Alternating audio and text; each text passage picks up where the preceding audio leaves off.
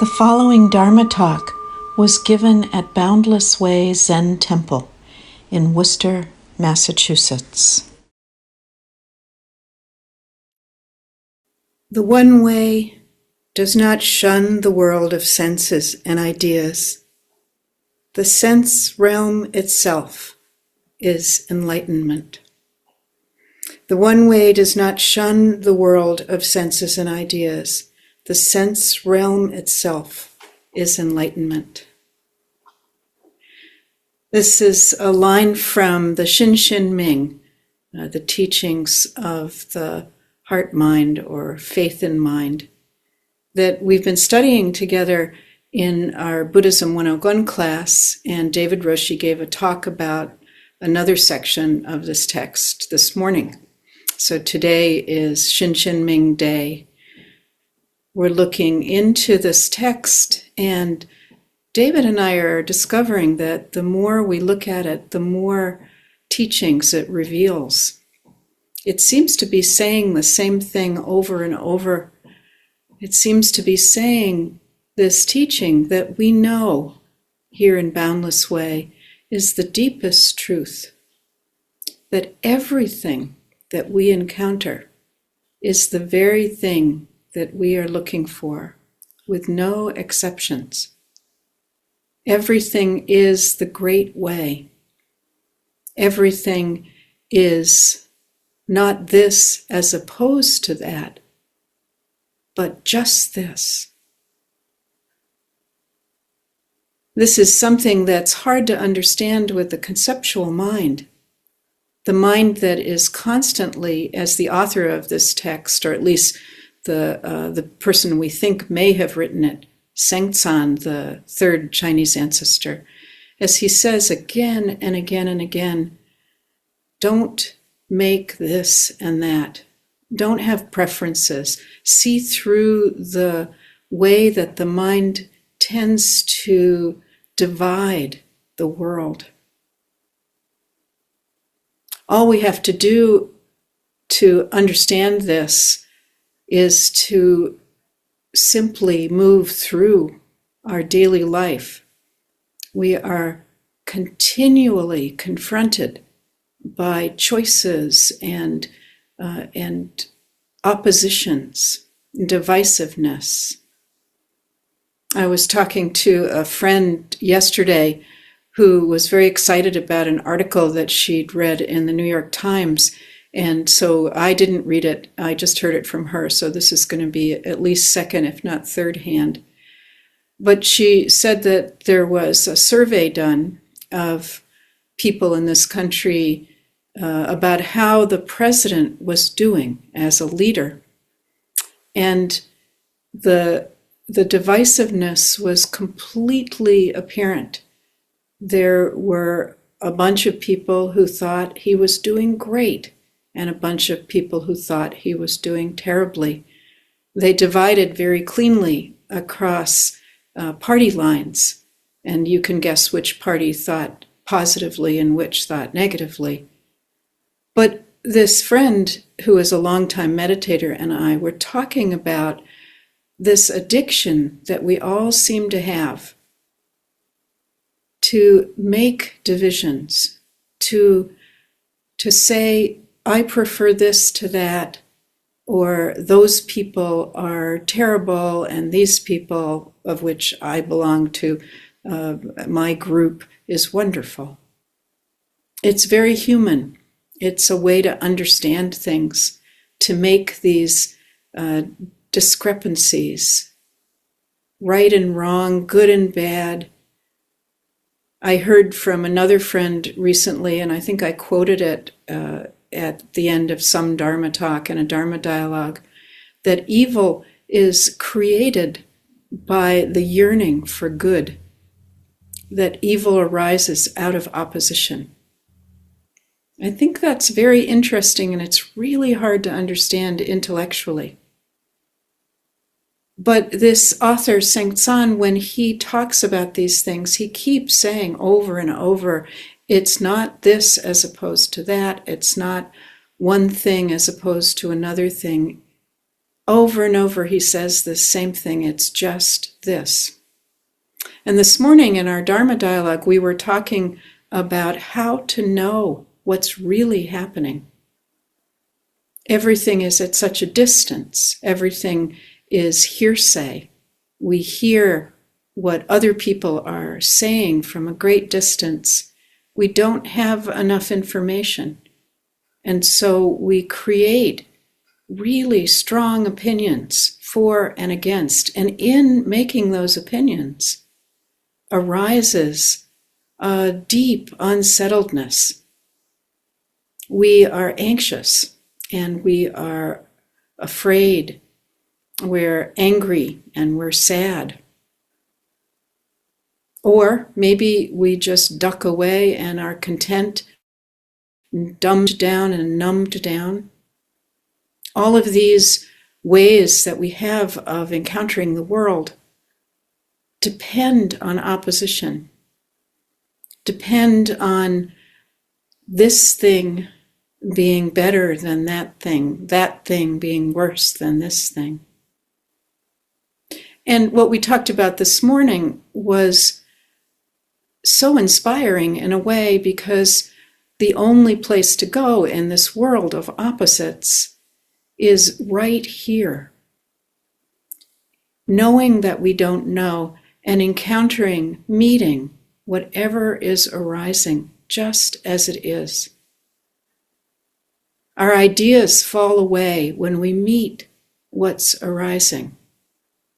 Maybe some of us who are in the part of the country where we had a big snowfall the last 2 days had some idea about what was going to happen before it happened. Maybe we get excited. I know David and I get excited reading different apps for weather. And this is going to happen at 10 o'clock, and that's going to happen at 11 o'clock. We search for certainty. We search for some kind of predictability.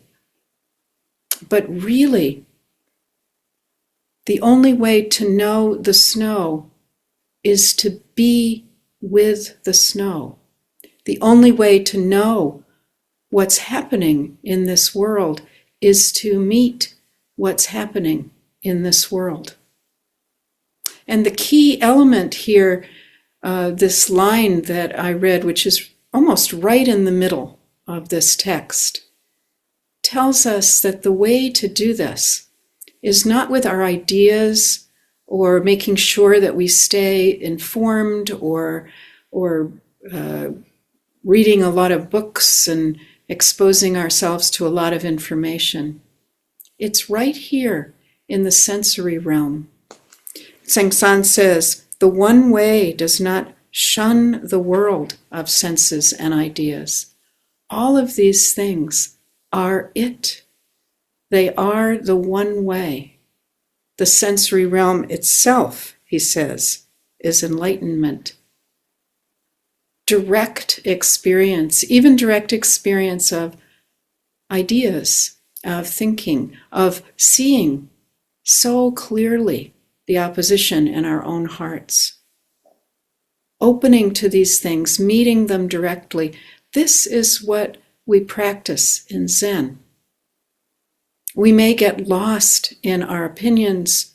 We may get lost in our oppositional natures, which are only human after all.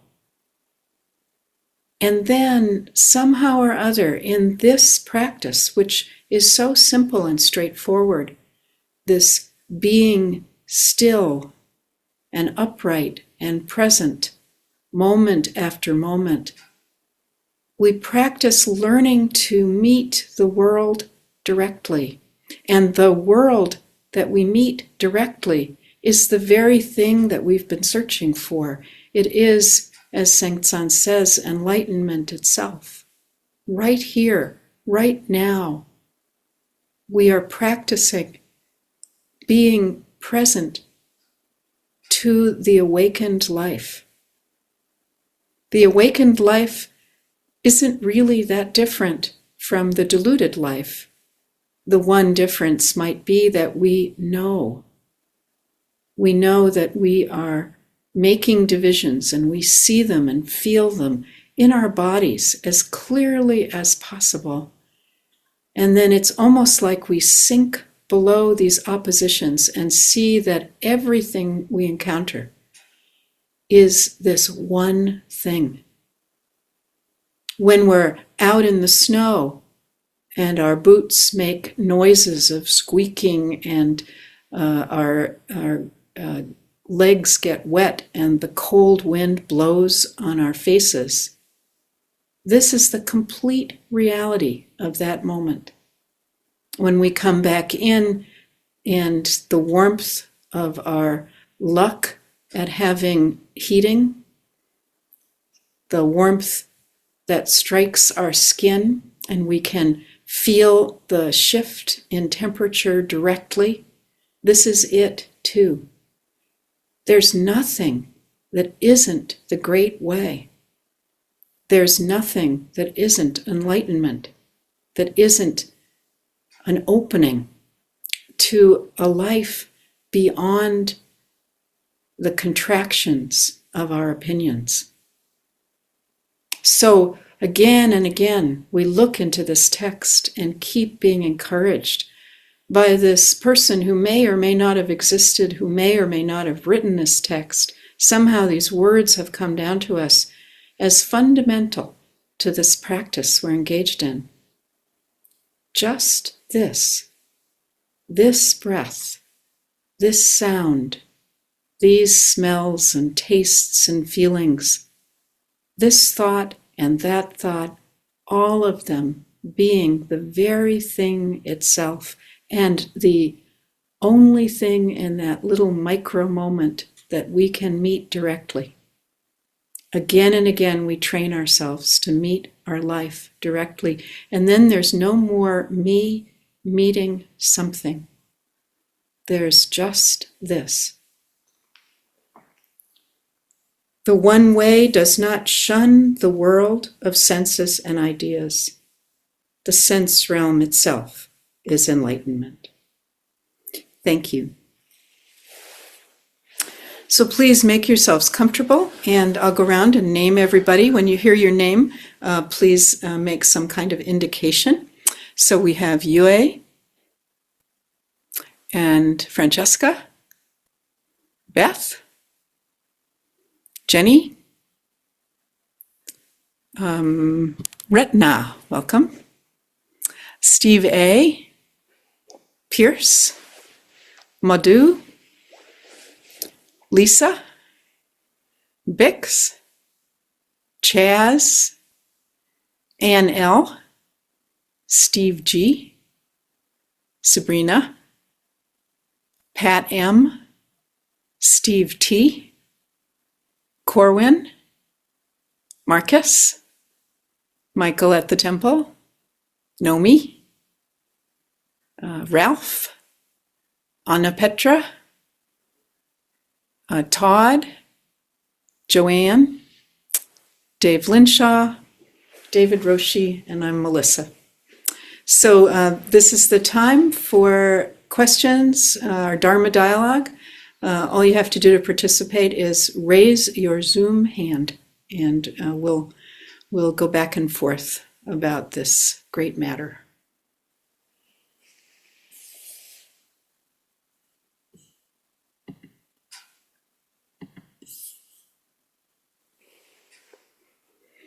Yes, Madhu.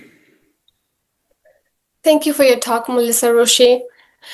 I mean, these Zen teachings are, it comes our way again and again, and how we hear it at so many different levels, right? And today, what occurred to me is that, one way of understanding this would be like, more relatable maybe to us human beings, or maybe to me, when you say that everything we encounter has the potential to wake us up. I mean, that's a little bit I can digest that. But then when you say that everything you encounter itself is enlightenment, that's like, what? It's like, yeah, more radical, like more direct. And there is no need for trying to put all this effort and do this and do that. Like then everything is it. Yeah. So different teachings and different ways to understand, I guess, and maybe both views and are important, but this is very direct and very, yeah, just noticing that. Yeah. Yeah. Well, and I think, all these teachings are pointing in some direction that can't really be put into words. And there's no fixed position. Well, is it this or is it that? And just appreciating how you're saying, well, right now that everything has the potential to wake us up, I can kind of get that. But everything is the Buddha nature. Whoa. And that kind of edge of just noticing how it lands with us. And there is something going on here in life that is wondrous and inexplicable and totally, dark to the mind, but radiant to the heart. So some great mystery we're heading into. And I love how clearly you're speaking to these two different ways of understanding this, which are really the same understanding. When we hear the teachings, we can only relate to what we already know. So the first part that you said, the relatable, everything is a Dharma gate. We say that, right? Everything it has the possibility of teaching us. That there's still an implication there of division, right? I, this divided heart self, am going to be awakened by the sound of a bird or snow falling on my head or whatever it is, right? It's wonderful. But then the wacky teaching, which is no, it's already it. In fact, the seeking itself is it. How could that be? And just in that moment of going, how can that be? Openings occur. So I think you're right on. We can only understand what we understand and then be kind of knocked off our understanding in the way that you're describing. I love it. Yeah. Thank you. Thank you. Bix. Thank you so much for your talk. It's so easy for me to forget, to just absolutely forget everything that I learned during sesshin, as I am faced with all of the apparent division in the world and the terrifying news and my workplace and everything else. And yeah, your talk was just such an amazing reminder of, of this life that it's possible to live, I guess. And so, yeah, I'm appreciating that. Yeah, I like that you said, I guess, right there at the end, because again, you have to keep living into it. And it is interesting that you talked about, when you're at sesshin, for those of you who don't know about sesshin, these are these intensive practice periods that we have. One's coming up this weekend. We also make a division in our hearts between sesshin and our so-called ordinary life, right? So what if there was no division there either? Going to sesshin just is the ordinary life, and the ordinary life is what we were just talking about. How could that be? But again, like what we were saying to Madhu, we can only know what we can know. So little by little, this teaching seeps into us, and something we already knew but forgot, we're reminded of. It's so great, and anything can do that. And I think we come together, Bix, for this very reason, that we as human beings are something that we touch and it's so clear and so precious. And we say, I'm not going to forget this. And then we forget it. And so this is not a problem. It's just the way it is. So it's not like once you have some insight, you say, well, I don't need to practice anymore. I don't need to listen to talks. But we come back again and again to touch, to be reminded. Oh, yes, I remember now. Mm-hmm. And then we head out into the world again. Yeah, thank you. Thank you, Vix. Dave. Yeah, thanks for the talk. often these talks evoke a memory, and sometimes I see it in a new way after a talk. And this one brought up yesterday. Our neighbor came and with this heavy machinery plow that he has, and plowed our driveway for us. And then later on at night, Tosin went out and just opened the door and took a bowl and filled it with snow and poured lemon juice in it and put sugar in it. And it was like this amazing treat for everyone. And listening to the talk, I'm reflecting on that and seeing, oh, look at these drastically different ways that we respond to snow. That this wisdom of plowing, if you're the neighbor, and making a treat if you're Tosin, the same snow, but everyone kind of doing it in their own way. And your talk evoked that. That's it. Yeah, and then that sense perception of seeing, hearing the neighbor's truck and plow and the grinding, and then the taste of the sugar and lemon on the snow. Each moment is exactly itself, and we don't have to. We don't have to divide. Well, the sugar and lemon juice and ice and snow is wonderful, and the plow is sort of. But yeah, everything is just what it is. Yeah. Thank you. Thank you. Beautiful. Chaz.